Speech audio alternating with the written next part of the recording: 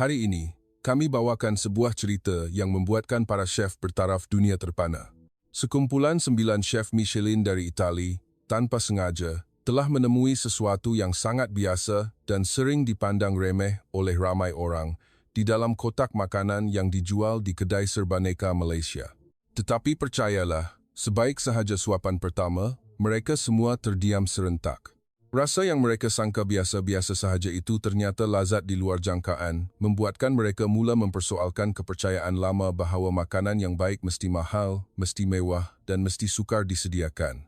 Video ini akan membawa anda mengembara dari malam pertama di lapangan terbang sehinggalah saat mereka secara jujur mengakui bahawa Malaysia telah mengubah pandangan mereka tentang makanan. Jika anda sudah bersedia, mari kita dengar babak pertama kisah ini. 9 orang chef Itali itu melangkah keluar dari pintu ketibaan dengan riak wajah yang jelas menunjukkan kepenatan akibat perjalanan merentasi benua. Ada yang masih memegang telefon, memeriksa mesej daripada pasukan mereka di restoran di Eropah. Ada yang mengeluh perlahan apabila melihat nama yang sama berulang kali menelpon buat kali ketiga mengenai hidangan percubaan yang belum sempurna, mengenai pekerja yang meminta cuti, mengenai pelanggan tetap yang mahukan menu istimewa.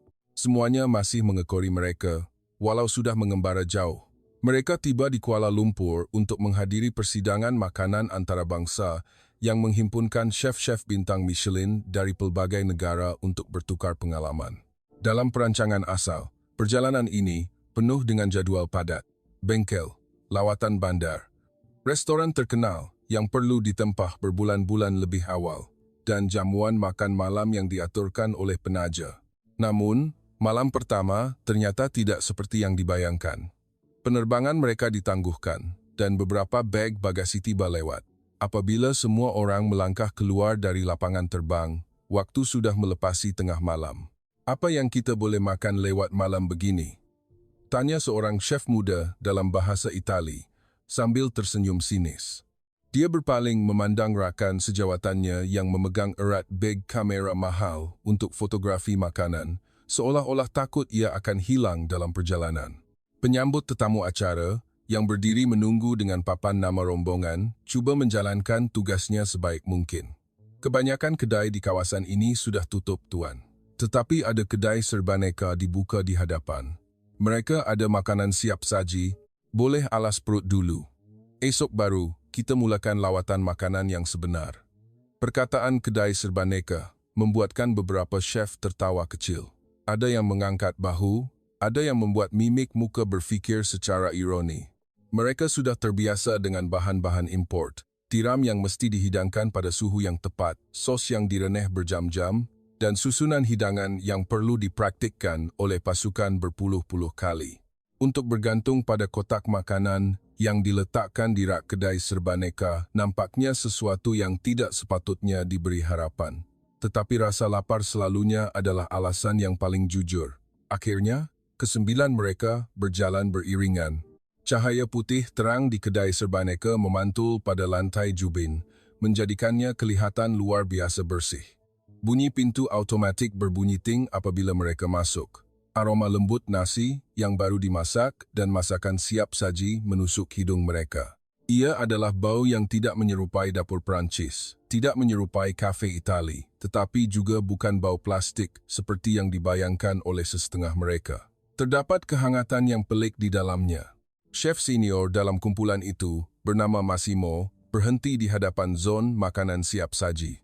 Dia tidak berkata apa-apa, hanya berdiri membaca label dengan teliti, seolah-olah sedang membaca menu degustasi di restoran mewah. Yang lain mula berpecah. Ada yang mengambil kotak untuk melihat bahagian belakangnya. Ada yang saling menunjukkan gambar makanan di hadapan kotak dengan rasa geli hati. Ini carbonara ke? Seorang chef bergurau, walaupun hidangan itu jelas nasi lemak berlauk. Jangan pandang rendah. Mungkin ada sesuatu yang menarik, jawab yang lain, tetapi suaranya masih terselit rasa tidak percaya. Mereka mengambil 1 atau 2 kotak makanan secara rawak nasi kari ayam, nasi goreng, nasi ayam goreng. Ada yang mengambil roti bakar, ada yang mengambil air herba kerana ingin mencuba rasa tempatan. Juruang kedai serbaneka, memandang kumpulan lelaki asing berpakaian kemas itu dan tersenyum sopan mengikut cara rakyat Malaysia. Sambil menunggu van, kesembilan mereka berdiri berkumpul di hadapan kedai. Kipas dari saluran udara di hadapan bangunan meniup udara yang lembap ke wajah mereka. Seseorang berkata, seolah-olah merumuskan perasaan semua orang, anggap sahaja ini makanan untuk menghilangkan lapar malam ini. Jangan letak harapan tinggi. Massimo tidak menjawab. Dia hanya melihat kotak makanan di tangannya dan menggerakkan jarinya perlahan-lahan di sepanjang huruf kecil pada label, seolah-olah sedang mencari sesuatu bukan hanya tarikh luput, tetapi prinsip tersembunyi dalam makanan yang menjadi sandaran seluruh negara. Tiada siapa tahu bahawa makanan untuk menghilangkan lapar pada malam itu akan menjadi hidangan yang mula menggoncang beberapa kepercayaan dan beberapa pandangan yang mereka pegang sepanjang hidup mereka akan digoncang oleh sekotak nasi biasa. Van berhenti di hadapan pintu masuk hotel dengan senyap. Roda bergesel dengan lantai konkrit yang lembap akibat hujan yang baru berhenti. Kesembilan chef itu turun dari kereta dengan keletihan, tetapi apabila melihat lobi yang terang, bersih, dan berbau lembut aroma serai dan pandan di udara, keletihan mereka sedikit reda. Penyambut tetamu acara menguruskan kunci bilik dengan pantas sebelum menunjukkan jalan ke sudut rehat kecil berhampiran bilik persidangan di tingkat bawah. Jika tuan-tuan ingin makan sebelum naik ke bilik, ada meja di sana. Ada ketuhar gelombang mikro dan air minuman juga. Perkataan ketuhar gelombang mikro membuatkan beberapa chef tersenyum di hujung bibir. Mereka biasa menggunakannya sebagai alat yang dilarang di dapur bertaraf tinggi, paling-paling pun untuk mencairkan mentega dalam situasi kecemasan. Tetapi malam ini, tiada siapa yang ingin bermain peranan berpegang teguh pada maruah.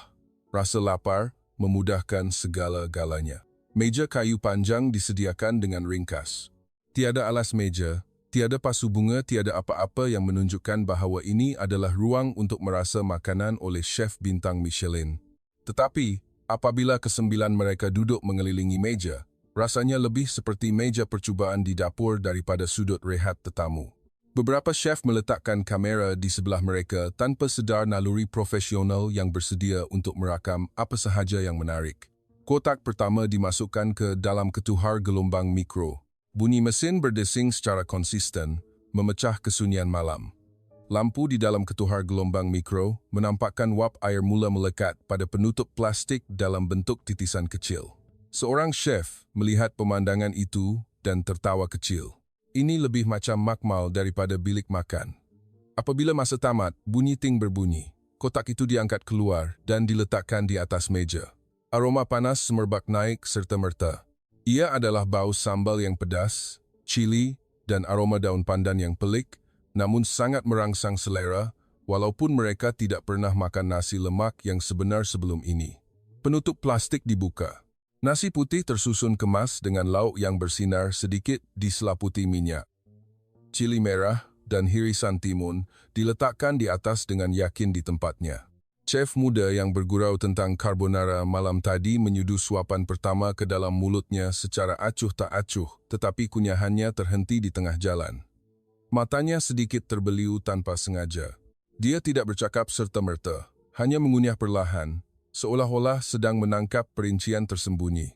Kesunyian berlaku secara automatik di sekeliling meja. Chef-chef lain yang belum merasa mendongak memandangnya, kemudian melihat kotak nasi di hadapan mereka, seolah-olah sedang menunggu keputusan penting, walaupun ini sepatutnya hanya makanan alas perut. Massimo menyudu suapan pertama dengan tenang. Dia tidak menunjukkan reaksi teruja, tetapi pandangan matanya berubah. Dia mengunyah dan berhenti seketika sebelum menghembuskan nafas perlahan, seolah-olah melepaskan beberapa pemikiran lama. Ia seimbang, katanya ringkas dalam bahasa Inggris, supaya semua orang faham. Pedas menusuk tetapi tidak kasar. Masin jelas tetapi tidak melampaui batas. Sedikit manis yang membulatkan rasa, dan aroma pandan dan sambal datang sebagai penutup. Seolah-olah orang yang membuatnya tahu di mana perlu berhenti. Sebaik sahaja perkataan seimbang diucapkan, dua chef lain segera menyudu rasa. Selepas itu, bunyi sudu berlaga dengan kotak semakin kerap. Semua orang mula makan dengan lebih serius bukan hanya kerana lapar, tetapi kerana ingin membuktikan sama ada perasaan itu benar atau tidak. Kotak kedua adalah kari ayam. Aroma santan dan rempah ratus yang manis dan pedas lembut terasa walaupun sebelum penutup dibuka. Apabila dibuka, warna kuning pekat kari itu tidak hambar seperti yang mereka jangkakan. Ia mempunyai kepekatan yang serius. Isi ayam lembut, tidak kering, terong masih utuh bentuknya dan sedikit rangup, menunjukkan masa memasak yang dikawal rapi. Betulkah ini dihasilkan dalam sistem perindustrian? Tanya satu-satunya chef wanita dalam rombongan itu, yaitu Ciara, perlahan. Dia membelai label sekali lagi, seolah-olah mencari jawaban pada huruf-huruf kecil. Seorang lagi chef mencuba nasi goreng. Dia merasa dan tertawa terbahak-bahak kerana tidak percaya. Nasi berbutir, tidak lembik. Aroma wok hei itu benar-benar ada. Ayat ini membuatkan ramai orang menoleh kerana aroma. Wok hei adalah sesuatu yang sukar dicapai daripada makanan yang dipanaskan semula dalam ketuhar gelombang mikro. Perbualan mula beralih daripada gurauan kepada analisis profesional. Bagaimana dia mengawal kelembapan? Jenis beras apa yang dipilih? Bahan perasa mesti ditimbang dengan sangat teliti. Soalan-soalan dilontarkan tanpa ada jawapan, dan pada saat itu, kotak nasi itu bukan lagi sekadar makanan alas perut. Ia menjadi sesuatu yang secara senyap mencabar kepercayaan ke-9 chef bintang Michelin itu bahawa makanan yang baik mungkin tidak bergantung pada alas meja atau harga, tetapi bergantung pada pemahaman rasa dan keikhlasan yang disampaikan walaupun hanya dalam kotak plastik biasa.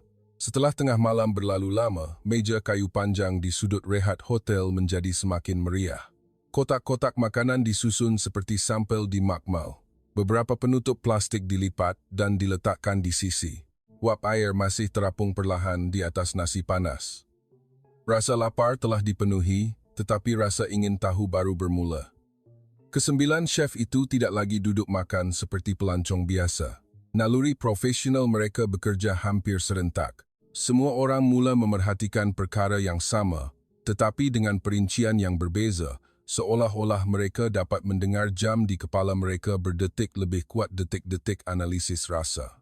Kestabilan rasanya terlalu konsisten, kata seorang chef bernama Antonio, sambil menggunakan sudu untuk mengasingkan lauk. Kalau makanan dibuat secara cepat, mesti ada sesuatu yang terlepas sama ada terlalu masin atau terlalu tawar. Tetapi kotak ini, ia sungguh tepat. Seorang chef lain mengangguk dan mengambil kotak itu untuk melihat label sekali lagi. Lihat kandungan natrium. Ia tidak terlalu tinggi sehingga menyakitkan tekak, tetapi rasanya masih jelas. Dia berpaling ke arah Massimo, seolah-olah meminta pendapat. Bagaimana dia menjadikan rasa itu jelas tanpa bergantung pada kemasinan yang melampau? Massimo tidak menjawab serta-merta. Dia menyudu sedikit kari ayam dan membiarkannya di atas lidahnya sebelum menelan. Rempah ratus, katanya perlahan.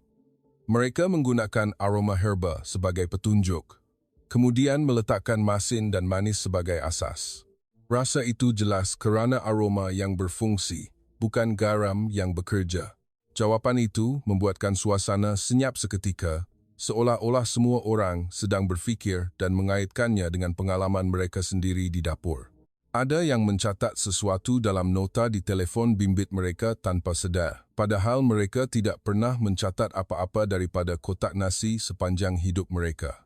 Chef wanita, Ciara, mula mengasingkan lauk telur goreng dengan hujung sudu. Telur masih ada bahagian yang sedikit rangup, katanya dengan nada terkejut. Kalau dipanaskan dalam ketuhar gelombang mikro, telur goreng biasanya akan liat. Tapi kotak ini, ia masih ada tekstur. Dia berhenti, kemudian menggeleng perlahan, seolah-olah mengakui dia tidak faham. Atau mereka mengasingkan komponen, atau menggunakan kaedah mengeringkan tepi sebelum dibungkus, atau memilih jenis minyak dan suhu menggoreng yang sesuai untuk pemanasan semula, tambah Massimo. Nada suaranya serius, seolah-olah sedang membincangkan menu baru untuk musim akan datang. Seorang chef yang diam lama, bernama Franco, mengambil nasi goreng untuk dilihat di bawah cahaya. Dia menyudu nasi tinggi-tinggi dan membiarkannya jatuh semula ke dalam kotak. Butiran nasi terpisah, katanya ringkas. Beras tidak lembek, bermakna dia mengawal kelembapan dengan sangat baik. Dia berhenti, kemudian tertawa. Saya pernah lihat beberapa restoran terkenal pun tidak boleh buat macam ini. Kata-kata itu membuatkan semua orang tertawa bersama, tetapi itu adalah tawa pengakuan, bukan tawa penghinaan seperti pada mulanya. Sifat sombong yang pernah melekat pada mereka mula hilang sedikit demi sedikit, meninggalkan hanya minat sejati orang yang memasak yang sedang menghadapi cabaran. Sekotak diheret ke tengah meja, ia adalah kuih muih, manisan kecil yang diambil oleh seseorang tanpa sengaja. Dua chef memandangnya dengan ragu-ragu sebelum Ciara membuka penutupnya. Aroma santan dan pandan yang manis semerbak naik serta-merta. Dia menyudu rasa dan mengerutkan dahi sedikit bukan kerana tidak sedap, tetapi kerana sedang berfikir. Ia manis, tetapi tidak menyengat. Manis dan ada aroma wangi yang membantu menstabilkan. Seolah-olah dia tahu orang yang makan akan keletihan daripada rasa pedas, lalu memberikan manisan sebagai penutup yang lembut. Massimo mengangguk. Ini direka untuk kehidupan sebenar, katanya sambil meletakkan sudu. Bukan sahaja untuk orang mengambil gambar, tetapi untuk dimakan setiap hari dan tidak mengecewakan. Ayat ini membuatkan beberapa chef terhenti berfikir, kerana ia menyentuh sesuatu yang sensitif dalam industri makanan bertaraf tinggi, industri yang kadangkala mengutamakan kejutan berbanding konsistensi. Antonio bersandar di kerusi, memandang beberapa kotak makanan kosong, kemudian berkata, seolah-olah membuat kesimpulan, jika Anda memasak untuk 200 orang dalam satu malam, Anda mungkin tersilap. Tetapi jika Anda memasak untuk ratusan ribu orang setiap hari dan rasanya masih sama, itu bukan kebetulan. Tiada siapa yang membantah, kerana semua orang tahu itu adalah kebenaran. Dan pada malam yang sepatutnya berakhir dengan makan untuk menghilangkan lapar, soalan-soalan profesional memenuhi meja soalan yang bukan untuk mencari kesalahan, tetapi untuk memahami bagaimana kelazatan yang tersembunyi di dalam kotak plastik biasa itu dicipta, dan yang lebih penting, apa yang ia ajarkan kepada mereka secara senyap tanpa perlu berkata apa-apa. Keesokan paginya, cahaya matahari Kuala Lumpur menembusi tingkap kaca restoran hotel sehingga semuanya kelihatan terlalu bersih. Bunyi sudu garpu berlaga dengan pinggan dari bufet sarapan berbunyi perlahan, seperti musik latar yang dipasang berulang kali. Kesembilan chef itu duduk berasingan di sudut masing-masing, tetapi banyak pasang mata tidak tertumpu pada dapur terbuka hotel, sebaliknya melayang ke memori rasa daripada kotak plastik malam tadi. Antonio memotong croissant dengan teliti. Dia berhenti seketika sebelum menggigit suapan pertama, kemudian senyap. Wajahnya tidak menunjukkan kekecewaan, tetapi seolah-olah sedang membuat perbandingan dalam kepalanya tanpa dapat dielakkan. Kerangupan, aroma mentega, kelembutan dough, semuanya dibuat mengikut standard yang sangat tinggi. Namun, dia tidak berasa teruja seperti ketika aroma nasi lemak panas menyentuh lidahnya malam tadi. Ciara duduk sendirian dengan semangkuk buah-buahan. Dia cuba berkelakuan seperti peserta acara biasa, tetapi dalam hati, dia masih berlegar-legar pada soalan yang sama. Mengapa telur goreng daripada ketuhar gelombang mikro masih mempunyai bahagian yang rangup? Dia pernah percaya bahawa beberapa perkara adalah mustahil mengikut prinsip, tetapi malam tadi, seolah-olah seseorang telah menekan butang delete pada peraturan itu di hadapan matanya. Kita nampak macam orang kena sampuk, kata Franco sambil tertawa. Dia menghirup kopi, tetapi tawa itu lebih hambar daripada biasa, lebih kepada menenangkan diri sendiri daripada gurauan yang sebenar. Massimo duduk diam, membaca dokumen jadual persidangan. Dia sepatutnya teruja dengan topik inovasi makanan bertaraf tinggi dan peningkatan pengalaman pelanggan, tetapi dalam kepalanya, terdapat gambaran seorang rakyat Malaysia membeli kotak nasi dari kedai serbaneka dan berjalan keluar dengan santai. Gambaran itu terlalu ringkas, dan itulah yang menjadikannya berat. Malam tadi cuma kebetulan, kata Lorenzo dengan suara perlahan. Dia adalah chef yang terkenal dengan ketegasan dalam bahan asas, dan satu-satunya yang masih cuba menarik segala-galanya kembali ke kerangka asal. Makanan industri tidak mungkin setanding dengan makanan yang dibuat dengan tangan. Mungkin kita terlalu lapar, jadi kita rasa ia sedap. Kata-kata itu tidak membuatkan sesiapa marah, tetapi membuatkan suasana terhenti. Kerana itu adalah suara ego, yang semua orang kenali dengan baik, ego yang pernah membantu mereka mengharungi persaingan di dapur, tetapi kadangkala menghalang mereka daripada melihat apa yang ada di hadapan mata. Antonio meletakkan pisaunya. Saya pun nak percaya begitu, katanya jujur. Tetapi malam tadi, saya tidak rasa ia sedap hanya kerana lapar. Saya rasa ia telah difikirkan tentang apa yang pelanggan perlukan dalam setiap suapan. Ciara mengangguk. Ya, seolah-olah seseorang telah mereka rasa untuk kehidupan sebenar, bukan untuk dinilai oleh panel juri. Dia berhenti, seolah-olah takut kata-katanya akan menyentuh kerjaya yang dicintainya. Kita memasak untuk beberapa puluh orang setiap malam, tetapi dia memasak untuk ratusan ribu orang setiap hari dan tidak boleh tersilap. Lorenzo mengerutkan kening. Itulah masalahnya. Ia adalah untuk memuaskan hati orang ramai. Ia adalah purata.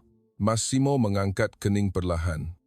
Tidak, katanya hanya satu perkataan, tetapi jelas. Purata ialah membuat sesuatu yang biasa-biasa, kemudian tiada siapa yang ingat. Tetapi malam tadi, saya ingat. Dia memandang Lorenzo dengan tenang. Jika sesuatu seperti itu boleh membuatkan orang ingat, itu bukan purata. Itu adalah kemahiran jenis lain. Kesunyian kembali, tetapi kali ini, bukan kesunyian kehairanan seperti malam tadi, sebaliknya kesunyian pengakuan bahawa perkara ini benar-benar menggoncang kepercayaan mereka. Selepas sarapan, semua orang mula beredar ke bilik persidangan. Semasa berjalan melalui lobi, kaki tangan hotel menyambut dengan senyuman penuh adab, tetapi kesembilan chef itu berasa seolah-olah sedang memegang beberapa soalan di tangan mereka, soalan yang lebih berat daripada beg perjalanan. Sebelum memasuki bilik persidangan, Franco berhenti dan menoleh ke arah rakan sepasukannya. "Malam ni kita pergi beli lagi tak?" Tanyanya seolah-olah bergurau, tetapi pandangan matanya serius.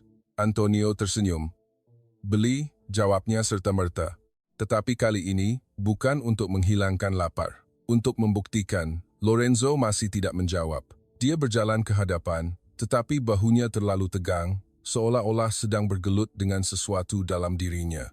Massimo memandang belakang badan yang lebar itu dan berkata perlahan kepada dirinya sendiri, seolah-olah membuat kesimpulan, jika kita takut untuk mengakui bahawa kita boleh belajar daripada sekotak nasi, kita mungkin tidak menjadi chef yang sebaik yang kita sangka. Dan pada saat pintu bilik persidangan terbuka, aroma kopi dan bunyi tepukan kedengaran, kesembilan chef itu melangkah ke pentas yang dihiasi dengan perkataan bertaraf tinggi. Tetapi di dalam kepala mereka masih ada rasa daripada kedai serbaneka. Rasa yang memberitahu mereka bahawa kadangkala kehebatan makanan mungkin tidak terletak pada kemewahan, tetapi pada keikhlasan yang boleh diulang setiap hari tanpa mengecewakan sesiapa. Malam itu, selepas persidangan tamat, kesembilan chef itu berkumpul semula di lobi sekali lagi, walaupun jamuan makan malam yang diaturkan oleh penaja sudah tersedia. Tetapi rasa ingin tahu mengatasi kemewahan secara pelik. Massimo memulakan, "Kita akan pergi melihat kedai semalam sekali lagi," katanya, seolah-olah memberi arahan di dapur. Bukan untuk mencari keseronokan, tetapi untuk memahami. Tiada siapa yang membantah, malah Lorenzo, yang pagi tadi masih berkeras tentang purata. Dia hanya mengangguk senyap, seolah-olah mengakui dia sendiri ingin membuktikan. Van membawa mereka keluar dari hotel tidak jauh. Hujan renyai-renyai menyebabkan lampu jalan berkilauan di atas permukaan asfalt. Malam itu masih hidup bunyi motosikal, teksi, gerai di tepi jalan, dan pejalan kaki yang kelihatan tidak tergesa-gesa tetapi juga tidak berhenti. Kedai serbaneka yang merupakan pilihan terpaksa malam sebelumnya, kini menjadi destinasi yang disengajakan oleh kesembilan chef bintang Michelin itu. Kali ini, mereka tidak berjalan masuk dengan keletihan, tetapi berjalan masuk seperti penyelidik. Mereka bukan sahaja melihat kotak makanan, tetapi mula melihat orang di hadapan kabinet pendingin. Terdapat seorang lelaki dewasa, berpakaian kemeja sedikit renyuk mengambil kotak nasi dengan pantas.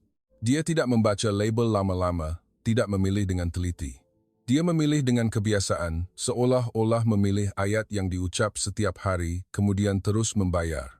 Di sebelahnya, dua pelajar wanita berdiri berbincang perlahan tentang apa yang hendak dimakan, sebelum mengambil satu kotak setiap seorang dan tertawa, seolah-olah itu adalah perkara yang paling kecil di dunia. Chiara berdiri memerhatikan pemandangan itu lama. "Ini bukan hanya makanan," katanya perlahan. "Ini adalah masa mereka. Ini adalah kehidupan yang perlu diteruskan." Antonio mengangguk. Dia baru perasan bahawa di barisan ketuhar gelombang mikro di hadapan kedai, terdapat orang beratur dengan teratur. Semua orang mempunyai sikap yang sama, tergesa-gesa tetapi tidak marah, letih tetapi tidak merungut, seolah-olah dapat makan sesuatu yang hangat adalah ganjaran kecil hari itu. Massimo berjalan dan berhenti di rak makanan siap saji. Dia tidak mengambil kotak serta-merta, tetapi menyapu pandangan pada kuantiti dan kepelbagaian.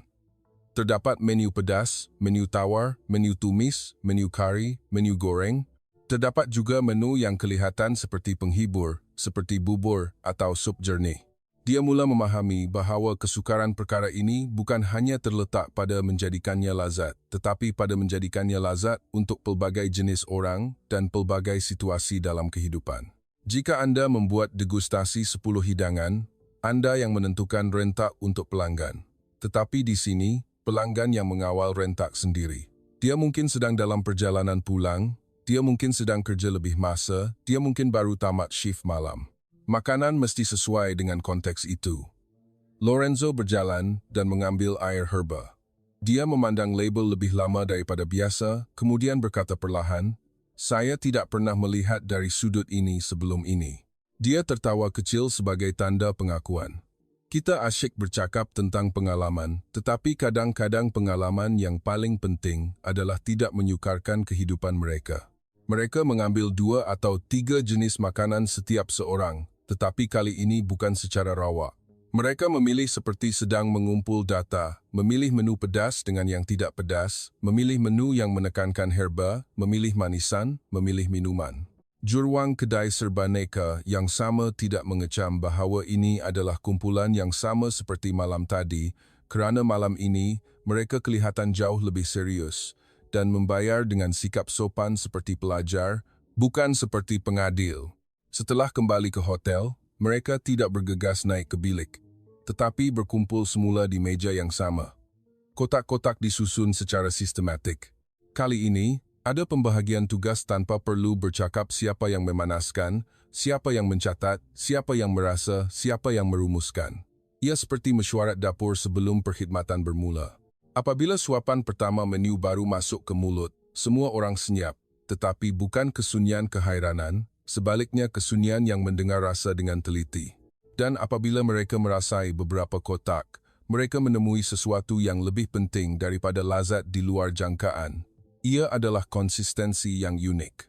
Setiap menu mempunyai identiti yang jelas, tidak hambar, tidak tawar, tidak cuba memuaskan hati semua orang sehingga kehilangan rasa. Dan yang penting, ia seolah-olah direka untuk hidup bersama kehidupan, bukan dipisahkan daripada kehidupan. Tiada meletakkan sudu. Saya rasa kita terlalu taksub dengan perkataan istimewa sehingga terlupa bahawa makanan yang benar-benar baik ialah makanan yang membuatkan orang biasa berasa bahawa hari ini masih okey, katanya. Massimo mengangguk.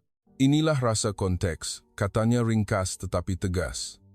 Ia tidak memberitahu kita siapa yang lebih baik daripada siapa, tetapi ia memberitahu kita bahawa kita masih banyak perkara perlu belajar.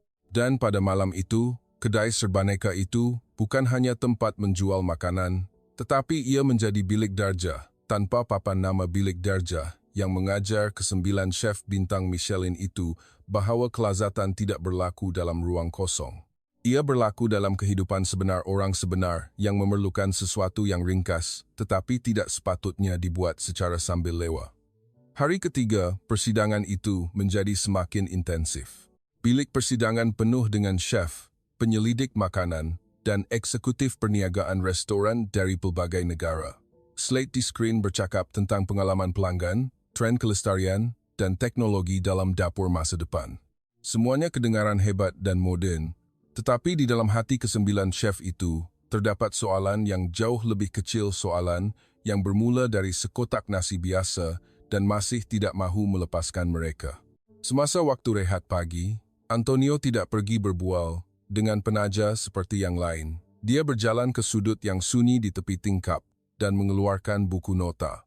Dia tidak mencatat formula buih atau teknik saus vida, tetapi mencatat perkataan ringkas yang kedengaran terlalu biasa, sehingga sukar dipercayai ia datang daripada chef bintang Michelin. Kekalkan konsistensi agar orang tidak kecewa. Dia membulatkan ayat itu 2 kali dan memandangnya lama, seolah-olah baru melihat kepentingannya yang sebenar. Massimo datang mendekat dengan secawan kopi. "Apa yang kamu fikirkan?" tanyanya dengan tenang. "Saya berfikir tentang tujuan kita memasak," jawab Antonio. "Kadang-kadang kita terlalu mengejar kejutan sehingga lupa bahawa konsistensi, apabila pelanggan kembali dan mendapat rasa yang sama, itu adalah satu bentuk kasih sayang." Massimo tidak membantah. Dia mengangguk perlahan. "Semalam, saya teringat ayah saya," katanya. "Ayah seorang tukang kayu. Dia boleh buat satu meja yang sangat cantik. Tetapi yang paling dibanggakan oleh ayah bukan kerja pameran, tetapi meja yang digunakan orang setiap hari dan tidak rosak." Dia berhenti seketika, kemudian melihat keluar tingkap. "Makanan pun sama." Kata-kata itu seolah-olah membuka pintu kepada perbualan yang cuba dielakkan oleh semua orang. Pada sebelah petang, apabila kembali ke hotel, kesembilan mereka berkumpul semula di meja yang sama. Tetapi kali ini, tiada pemanasan kotak nasi, tiada merasa seperti ujian. Semua orang mempunyai sikap yang lebih seperti sedang bermesyuarat. Kiara memulakan. "Saya ingin mengakui sesuatu," katanya jujur. "Saya pernah memandang rendah makanan jenis itu dalam hati. Saya fikir ia adalah ketergesaan yang memusnahkan nilai. Tetapi apabila saya melihat orang Malaysia membelinya untuk dimakan, saya rasa ia adalah penghinaan kepada kehidupan mereka juga." Franco mengangkat tangan dan menggaru kepala. "Saya pun sama," dia tertawa hambar. "Kita sering menggunakan perkataan keikhlasan di atas pentas, tetapi di dapur sebenar, kita lebih risau tentang ulasan, tentang cahaya lampu, tentang sama ada pinggan akan kelihatan cantik dalam gambar, daripada sama ada orang yang makan akan berasa selesa." Lorenzo duduk diam lama sebelum berkata perlahan, "Saya pernah memanggilnya Purata," katanya sambil memandang semua orang. "Tetapi malam tadi, saya lihat seorang wanita membeli kotak nasi dan sekotak susu. Dia berdiri menunggu ketuhar gelombang mikro dan bercakap dengan anaknya di telefon. Suaranya sangat lembut, seolah-olah sedang cuba menenangkan anaknya. Saya fikir, jika kotak nasi itu memberikannya kekuatan untuk kembali menjaga anaknya, itu bukan Purata. Itu adalah bantuan untuk meneruskan kehidupan." Kata-kata itu menyebabkan meja senyap sunyi. Kesunyian yang tidak janggal, tetapi kesunyian pengakuan bahawa mereka mula melihat sesuatu yang lebih besar daripada teknik. Massimo meletakkan tangannya di atas meja. "Di sekolah masakan, kita diajar untuk mengejar kesempurnaan," katanya. "Tetapi tiada siapa yang mengajar betapa berharganya kesempurnaan yang tidak membuatkan sesiapa berasa selesa." Dia berhenti seketika, kemudian menyambung, "Kotak-kotak nasi itu tidak menang kerana ia mewah, tetapi ia menang kerana ia bertanggungjawab terhadap orang yang memakannya." Perkataan bertanggungjawab membuatkan semua orang mula menceritakan kisah mereka sendiri. Ada yang bercakap tentang hari di mana dapur tersilap dan terpaksa menghantar hidangan yang tidak terbaik kerana masa mendesak. Ada yang bercakap tentang pengurangan kos sehingga terpaksa memotong beberapa bahan walaupun tahu itu akan menjejaskan rasa. Mereka mula melihat bahawa dalam dunia restoran mewah, satu kesilapan mungkin boleh diampunkan kerana ada cerita di sebaliknya, tetapi dalam dunia makanan harian, satu kesilapan mungkin bermakna membuat seseorang kehilangan seluruh hidangan, kehilangan mood, atau kehilangan sepanjang hari. Antonio mengeluh. "Saya rasa kita perlu kembali bertanya kepada diri sendiri," katanya. "Bagaimana pelanggan kita rasa apabila mereka selesai makan di restoran kita? Adakah mereka rasa dijaga? Atau adakah mereka hanya rasa seperti datang menonton persembahan?" Massimo tersenyum tipis. "Inilah pelajaran yang tiada dalam buku teks," katanya. "Tiada chef yang terlalu hebat untuk belajar daripada perkara biasa jika kita sanggup merendahkan ego kita sedikit." Malam itu, kesembilan mereka beredar naik ke bilik dengan perasaan yang baru, bukan kegembiraan seperti menemui menu baru, tetapi ketenangan. Ketenangan orang yang baru diingatkan bahawa intipati makanan bukan untuk membuktikan kehebatan, tetapi untuk menjaga orang lain dengan lebih baik dalam setiap suapan yang mereka makan. Dan kadangkala, pelajaran yang paling hebat datang dalam kotak plastik yang senyap tanpa perlu ada tepukan. Hari terakhir persidangan tiba lebih cepat daripada yang disangka. Bilik persidangan yang pernah dipenuhi dengan tepukan dan aroma kopi mula senyap. Orang ramai bersalaman, mengambil gambar, bertukar kad nama, dan memberikan janji sopan untuk bertemu lagi. Kesembilan chef itu melakukan perkara yang sama. Tetapi dalam hati setiap seorang, ada sesuatu yang lebih berat, bukan keyakinan terhadap reputasi mereka, tetapi niat senyap untuk kembali dan melakukan sesuatu dengan lebih baik. Apabila petang tiba, van membawa mereka keluar dari hotel ke lapangan terbang untuk bersiap sedia terbang kembali ke Eropah. Langit Kuala Lumpur berubah warna daripada jingga kepada ungu gelap. Kesesakan lalu lintas memanjang seperti kota itu mengucapkan selamat tinggal secara perlahan. Antonio melihat keluar tingkap, melihat penjual makanan di tepi jalan, melihat pekerja pejabat bergegas pulang dengan beg galas. Dia teringat kata-kata Kiara, makanan yang baik membuatkan orang biasa berasa bahawa hari ini masih okey. Ayat itu kekal dalam kepala seperti sepotong lagu yang tidak dapat dilupakan. Apabila tiba di lapangan terbang, mereka mempunyai sedikit masa untuk menunggu daftar masuk. Pembantu acara bertanya dengan sopan sama ada mereka ingin makan malam di mana-mana.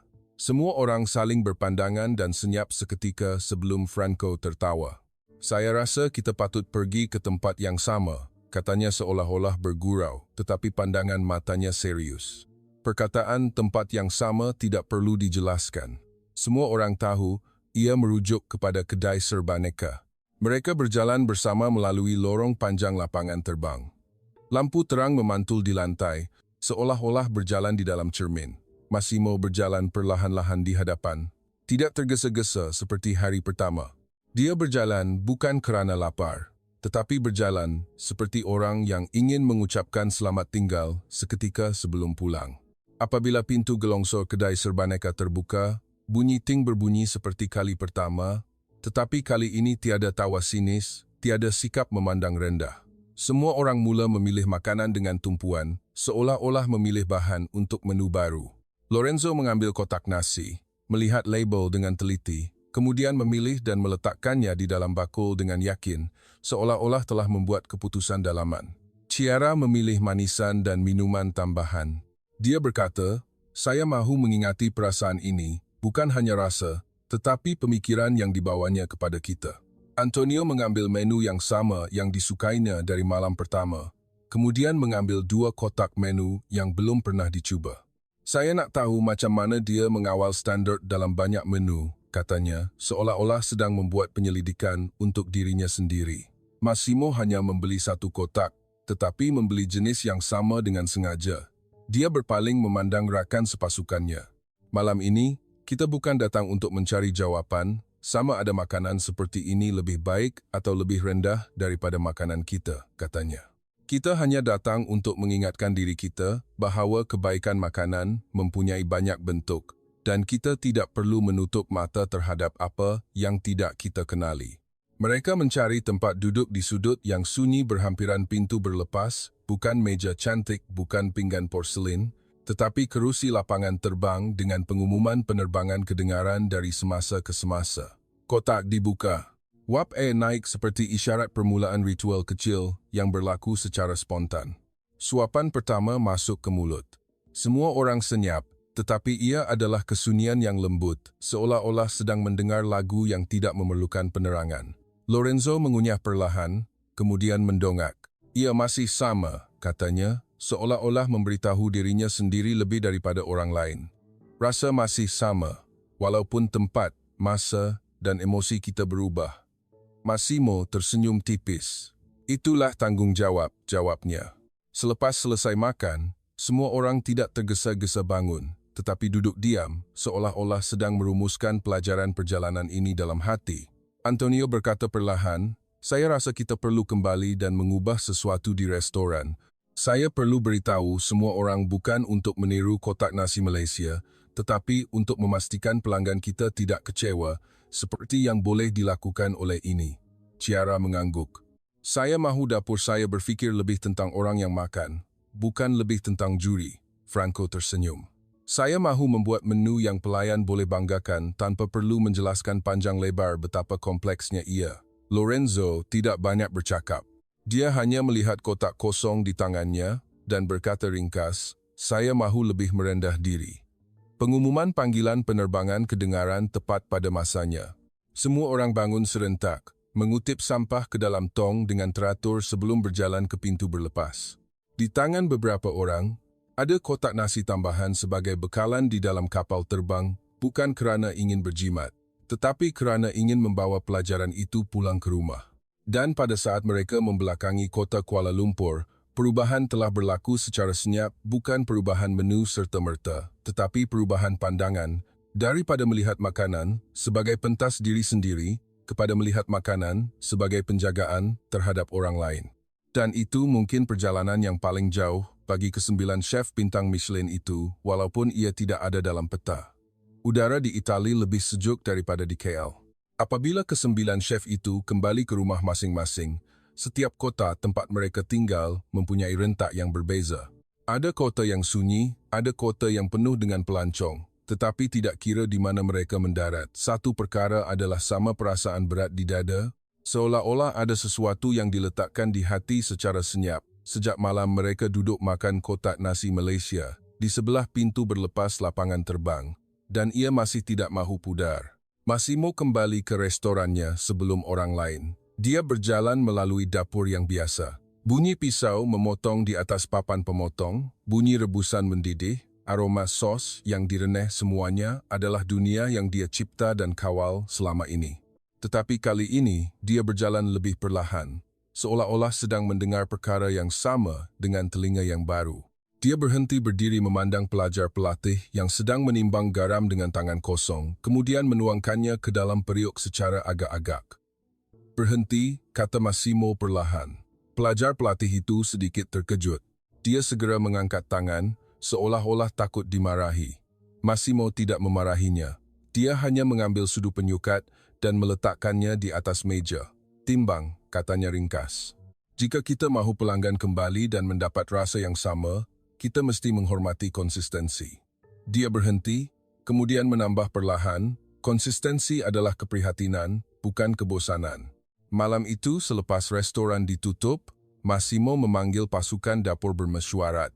Tiada win, tiada upacara, tiada ucapan panjang.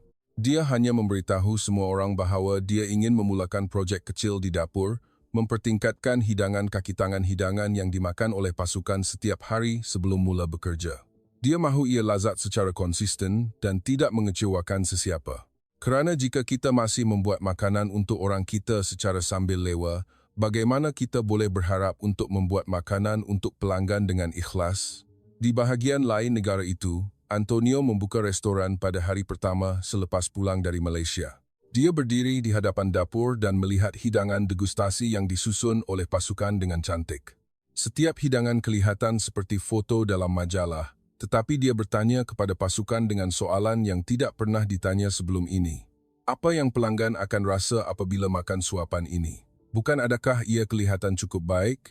Dia cuba menyesuaikan rentak penyediaan, mengurangkan langkah-langkah yang membuatkan pelanggan menunggu terlalu lama tanpa perlu, menambah perincian kecil yang membuatkan orang yang makan lebih selesa, seperti suhu pinggan yang tidak terlalu panas untuk dipegang, saiz suapan yang tidak membuatkan penat, kemasinan yang tidak meninggalkan rasa dahaga. Dia tidak menjadikan restorannya seperti kedai serbaneka, tetapi dia membawa kembali prinsip yang sama. Makanan adalah penjagaan. Kiara kembali ke bengkel yang dia ajar. Dia pernah mengajar tentang teknik sukar sebagai fokus utama, tetapi kali ini, dia memulakan kelas dengan sesuatu yang membuatkan pelajarnya keliru. "Hari ini, kita akan berlatih membuat menu yang boleh diulang 10 kali, dan rasanya mesti sama," katanya, kemudian mengedarkan kertas kepada semua orang untuk mencatat nilai dengan sangat terperinci masa, suhu, kuantiti, malah urutan memasukkan bahan perasa. Dia berkata, kehebatan bukan terletak pada membuatnya hebat sekali, tetapi pada membuatnya baik setiap kali tanpa kesilapan. Kerana orang yang makan tidak mempunyai banyak peluang untuk kita bereksperimen. Franco mula berbincang dengan pengurus restoran mengenai menu istimewa, harga berpatutan yang dihidangkan pada waktu makan tengah hari. Dia mahu orang di kawasan itu lebih mudah mengakses makanannya, bukan kerana ingin merendahkan imej, tetapi kerana dia ingin tahu sama ada makanannya boleh membuatkan kehidupan orang biasa menjadi lebih baik. Dia mula mendengar pelanggan dengan lebih teliti, Mendengar kritikan kecil yang mungkin diabaikannya sebelum ini dan mendapati bahawa tidak mengecewakan adalah benteng yang membuatkan orang menyayangi restoran lebih daripada pujian yang mengagumkan. Sementara itu, Lorenzo, perubahannya adalah yang paling senyap tetapi paling jelas di mata orang terdekat. Dia mula memberikan penghargaan kepada pasukan dengan lebih kerap. Dia mula mengakui bahawa dia tidak semestinya betul sepanjang masa. Dan pada satu malam, selepas restoran ditutup, dia mengeluarkan nota dari poketnya. Kertas yang ditulisnya di dalam kapal terbang dalam perjalanan pulang itu hanya mengandungi satu perkataan, merendah diri. Dalam beberapa minggu berikutnya, kehidupan berjalan seperti biasa.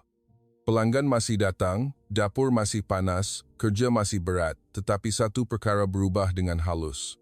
Kesembilan chef itu mula melihat kehebatan makanan secara berbeza. Ia bukan hanya tentang membuat orang terkejut, bukan hanya tentang bintang di papan tanda di hadapan restoran, tetapi tentang membuat orang berasa bahawa mereka dijaga dan tidak akan dikecewakan dengan apa yang kita berikan. Dan setiap kali salah seorang daripada mereka terlepas dan kembali kepada ego lama, gambaran kotak nasi Malaysia di kedai serbaneka akan terlintas di kepala. Kotak plastik ringkas yang tidak cuba membuktikan apa-apa, tetapi sebaliknya mengajar pelajaran yang paling besar. Tiada makanan yang hina jika ia menjalankan tugasnya dengan keikhlasan, dan tiada chef yang terlalu hebat untuk belajar daripada kebiasaan. Terima kasih kerana menonton sehingga tamat. Jika anda suka kisah ke-9 chef Michelin yang mengubah pandangan mereka daripada kotak nasi Malaysia di kedai serbaneka, sila tekan like, subscribe, dan loceng supaya tidak terlepas episod seterusnya. Dan bagaimana pula dengan anda? Pernahkah anda mempunyai menu biasa yang lazat sehingga membuatkan anda berfikir semula? Komen dan ceritakan kepada kami di bawah video ini. Kongsikan juga video ini kepada rakan-rakan yang sukakan makanan. Jumpa lagi di episod seterusnya. Salam sejahtera.